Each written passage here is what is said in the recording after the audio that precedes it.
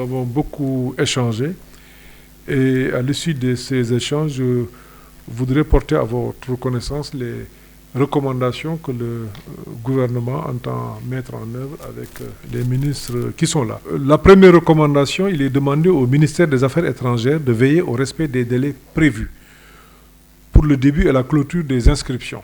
Donc ce sera au 15 mars. Il prendra les dispositions nécessaires pour faciliter toutes les opérations d'enrôlement des pèlerins. La seconde recommandation est destinée aussi au ministère des Affaires étrangères qui prendra les dispositions utiles de concert avec les voyagistes privés à la bonne organisation du Hajj avec l'implication de toutes les parties prenantes pour la parfaite prise en charge de tous les pèlerins, mettant un accent particulier sur le transport, l'hébergement et la restauration. Troisièmement, le ministre des Affaires étrangères renforcera la communication autour des préparatifs du Hajj en tenant compte des délais fixés par les autorités saoudiennes.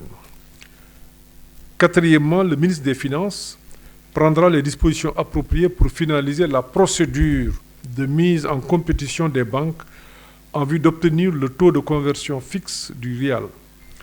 Il prendra les mesures diligentes pour mobiliser à temps les ressources destinées au pèlerinage.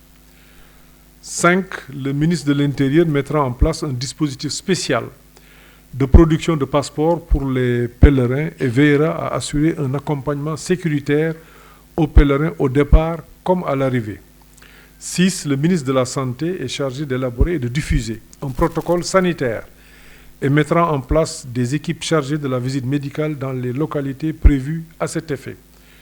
Enfin, le ministre des Transports aériens prendra les dispositions appropriées pour la préparation et l'opérationnalisation du terminal pèlerin de AIBD.